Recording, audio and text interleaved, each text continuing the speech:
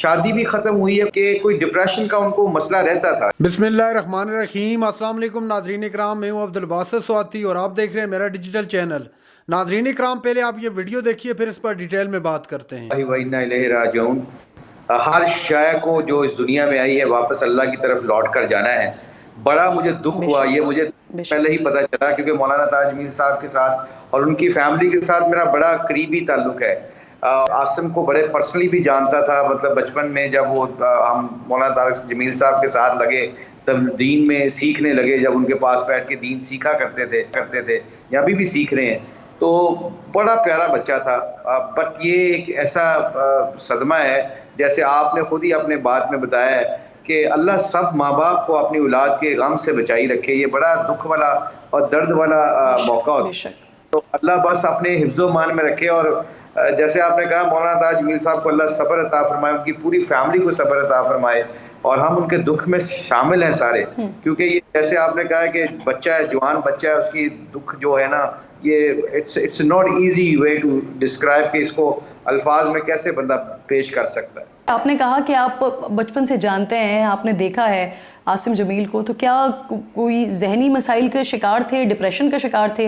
क्योंकि ये दो तरह की बातें इस वक्त चल रही हैं ना, और हम चाह रहे हैं कि हम अपने नाज़रीन तक दुरुस्त खबर पहुंचाएं। दो तरह की बातें ये चल रही हैं, एक तरफ कहा जा रहा है कि उन्होंने खुद अपने सीने पर गोली मारी है, खुदकुशी की है, दूसरी तरफ कत्ल का भी शुबा जाहिर किया जा रहा है। तो ज़रा आप बताइएगा, क्योंकि आप ज़्यादा बेहतर तरीके से बता सकते हैं। आप अगर बचपन से जानते हैं तो आपको ज़्यादा मालूम होगा कि क्या खुदा न खास्ता वो किसी नफसियाती मसाइल का, जहनी मसाइल का शिकार थे। देखिए, जब हम उनके पास जाया करते थे, मौलाना के पास फैसलाबाद उनके घर जाया करते थे, या तलम्बा कभी जाया करते थे, या लाहौर में उनकी जो घर था वहाँ जाया करते थे, तो उनके साथ बड़ी इंटरेक्शन थी। वो बड़े क्रिकेट के सवाल किया करते थे, तीनों बच्चे।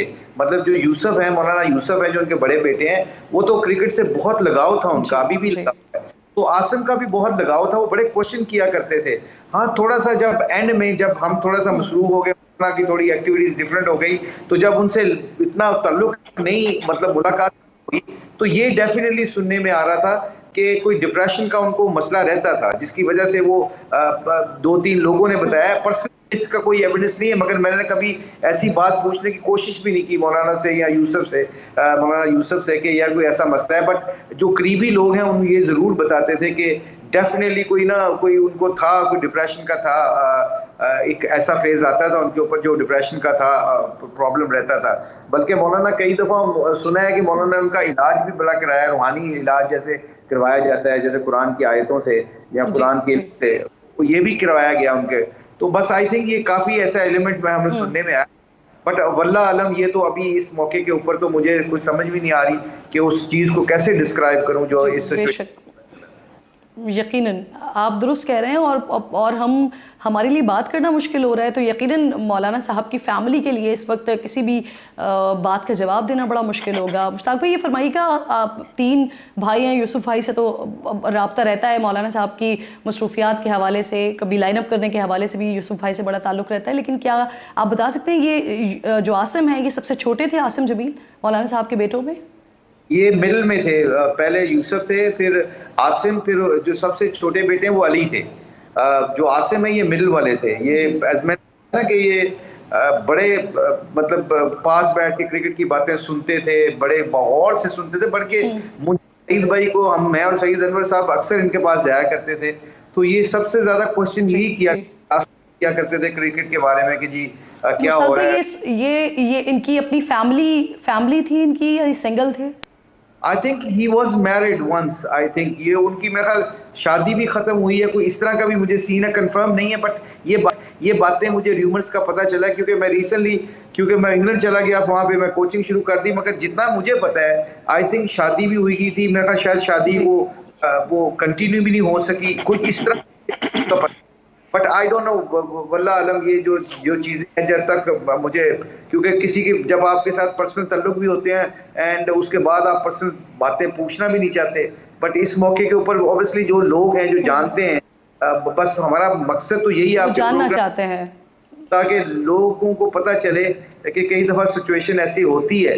और ये बड़ा एक ऐसा मसला है, यकीन माने आपके प्रोग्राम के तवस्सुल से मैं बताना चाहता हूँ, please speak to your children.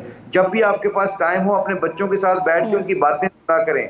अगर आज हमने अपने बच्चों को टाइम ना दिया या उनके अब दुनिया के कामों में मसरूफ हो गए और अपने बच्चों के पास टाइम ना गुजारा, तो बच्चे फिर किसी और को बातें सुनाएंगे, फिर बड़ा हमें और भी मुश्किल हो जाएगा। इस मौके के ऊपर तो हमारे लिए बहुत बड़ा सबक भी है कि हम अपने बच्चों को सबसे टाइम दें ताकि उनकी कंडीशन का हमें पता चल सके कि भाई कौन से स्टेट में है वो। जी जी बिल्कुल, आप दुरुस्त कह रहे हैं। जो वैक्यूम है या जो वो चीज़ जो बच्चे नहीं डिस्कस कर पाते, निकाल नहीं पाते, अगर वालिदैन वक्त देते हैं तो फिर वो कम्युनिकेशन गैप पेरेंट्स और बच्चों के दरमियान ख़त्म हो जाता है। मौलाना मुफ्ती फ़ज़ल सुबहान साहब भी मेरे साथ मौजूद हैं, बहुत शुक्रिया। ये यकीनन मौलाना तारिक जमील साहब के लिए बड़ा मुश्किल लम्हा है, बड़ा मुश्किल वक्त है। जवा साल उनके बेटे जो कि इस दुनिया से चले गए। सुबहान साहब, आपका भी ताल्लुक़ रहा है इस तरह से, बच्चों के साथ ताल्लुक़ रहा है मुफ्ती साहब के? अहमदुहु नसल्ली अला रसूलिहिल करीम। देखिए, सबसे पहले तो इस दुख की घड़ी में हम सब उनके साथ शरीक है। इन्ना लिल्लाहि व इन्ना इलैहि राजिऊन। अल्लाह हज़रत मौलाना तारिक जमील साहब को, उनकी तमाम फैमिली को, वरसा लवाहिकीन पसमानदगान को सब्र जमील नसीब फरमाए। देखिए, जहाँ तक ताल्लुक़ की बात है तो वो ताल्लुक़ तो इतना ज़्यादा नहीं है, लेकिन ये कि मुख्तलिफ़ वास्तों के ज़रिए से मालूमात लेना या इंटरेक्शन होना, वो बात ज़रूर थी। अब यहाँ तक जो बात है तो एक है कि इसके पर्सपेक्टिव को तलाश करना कि भाई ये गोली लगी या खुदा न खास्ता खुदकुशी हुई, वो डीप डाउन फ्रस्ट्रेशन का शिकार थे या वो ज़ेरे इलाज थे, ये सारी बातें तो एक पैराडाइम है। दूसरा जाविया ये है कि ये कितना बड़ा सानहा है। आपने मुख्तसर से इशारा दिया कि एक शख्स से सवाल पूछा गया, सबसे बड़ा गम कौन सा होता है जो बाप की कमर को तोड़ देता है? तो जवाब ये आया कि एक बूढ़े बाप के कंधे पर जवान बेटे की मैयत। तो जिनके ऊपर ये अफसोसनाक सानहा या हादिसा आया है, उनके दिल पर इस वक्त क्या गुजर रही है? गम वो के लहू कर दे अंदर से हमारा दिल, हम वो के पिघल कर आंसू भी न निकलने दे।